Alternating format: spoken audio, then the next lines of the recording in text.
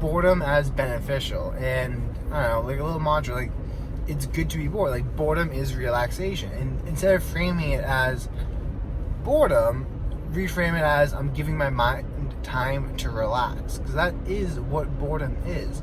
When you're bored, your mind is relaxing. If you're constantly stressed out, constantly burnt out, constantly tired, are you allowing yourself to be bored?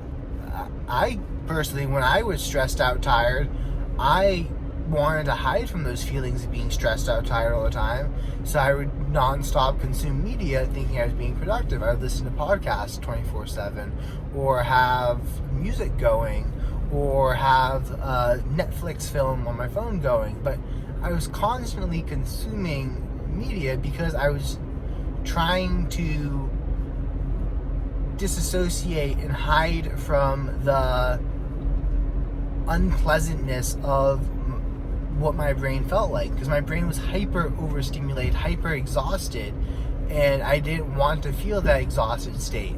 It's like when you're really sick.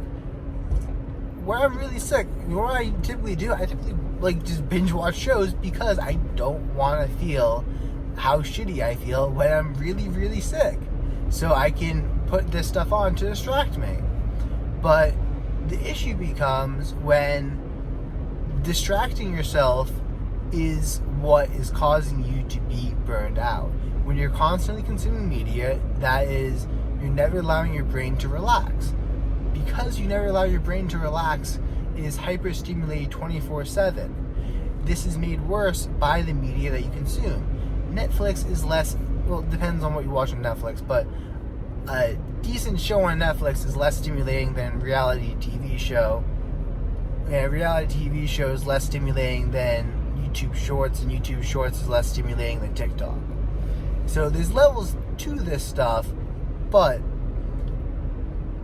allowing your brain to relax, allowing it to have time which is not doing anything, is beneficial. It stops you from being burned out and allows you to start recharging yourself mentally.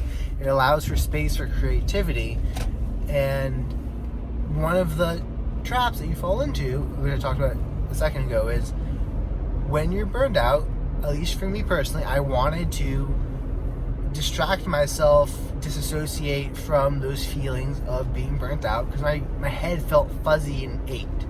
Like, I didn't like my head feeling like that. So I would watch stuff, which only further exasperated the issue. It's like, it's a negative feedback loop that keeps feeding back into it, and you need to eventually break the habit, bite the bullet, and just be like, okay, this is how I feel. I have to accept that's how I feel. I have to allow myself to feel this way so that I can notice how to improve it. Because that's another thing. You don't often notice how you can make improvements, or notice, you don't, because you're watching content 24/7, because you're constantly consuming stuff, with the goal specifically of stopping that feedback loop and disassociating, so that, I don't think disassociating is the right word. It's like, it might be, but you're trying to hide from the feeling of unpleasantness you have because your health has deteriorated through mental exhaustion, physical exhaustion, and just being burnt out. But because you're hiding from that, you're not getting feedback. Because you're not getting feedback, you don't know how you can improve the situation. Because you might go for a walk out in nature, but you wouldn't understand how that makes you feel more relaxed, because you're not checking in with yourself. You're not checking to see how I feel.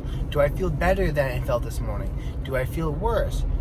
You're not allowing yourself to get feedback. It reminds me of this, it might have been on the Modern Wisdom podcast, or I don't know, it's basically every book ever that talks about, like, what to do in your 20s. It might have been George Mack, but it basically just talks about how the one thing you want to make sure you have is an environment you can receive feedback in, which is crucial for improving yourself, improving anything. You need to receive feedback in order to improve.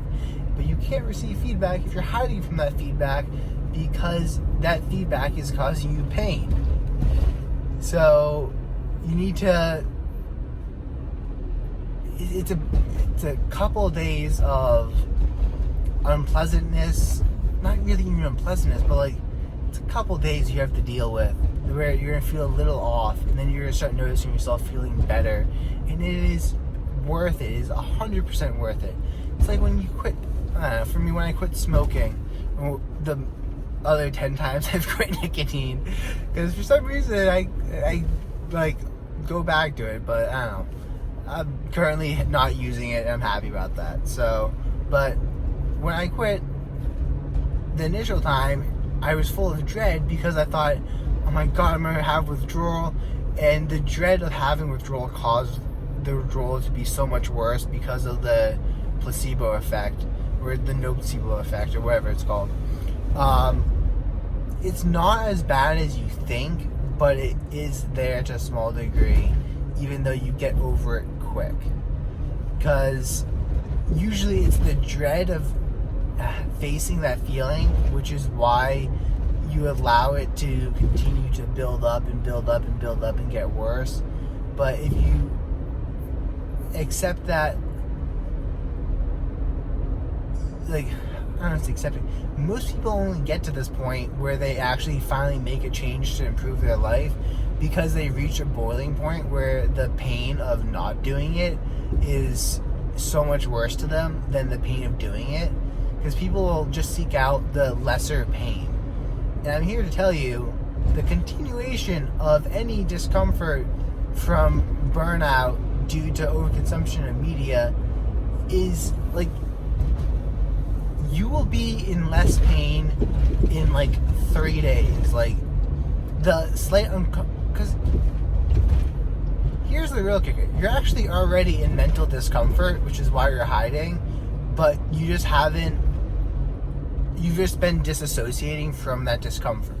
It's not like the pain's not there. The pain is there. You still feel crappy. There is no pain that you have to undergo that would be extra. You just have to stop hiding from the pain or the discomfort for a couple of days, and then things get a lot better, and it's totally worth it. But just remember, the pain is there. If you're made this from the video, then this applies to you. You know what I'm talking about. The discomfort is there. The pain is there from the burnout, and you've just been trying to disassociate from it. Unlike with nicotine withdrawal or some other things I've mentioned, with nicotine withdrawal, the pain is not there because you're using the substance. Using the substance isn't disassociating from the pain. The pain is only caused by the chemical withdrawal because your brain no longer has the chemicals it needs to produce the dopamine in the levels that it got used to. That's what causes the withdrawal. Your brain, nothing about your brain is going to produce on any worse of a level. You will only be going upwards. Like, your trajectory is only going to be going towards less burnout. At no point are you going to get more burnt out. You're just going to actually finally feel the results of being burned out. Hopefully you understand this. Hopefully, if you made this from the video, you get what I'm talking about. It is worth it. It is 100% worth it to allow yourself to feel and give yourself that feedback so that you can orientate yourself. And just remember, you're already feeling like crap. Like, no point in this process is going to make you feel crappier. You're just going to actually realize how crappy you feel.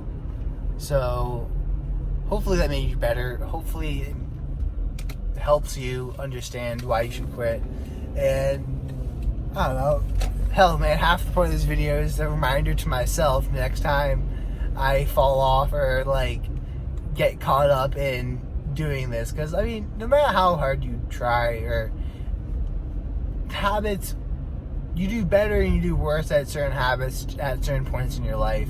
And a lot of the point of my YouTube videos are, so when I'm doing better, I make a video talking about the habit and how to do it. And then where I'm doing not so well, I watch that video, I'm like, that's how I do it better. Thank you, past me. So I don't know. Good luck.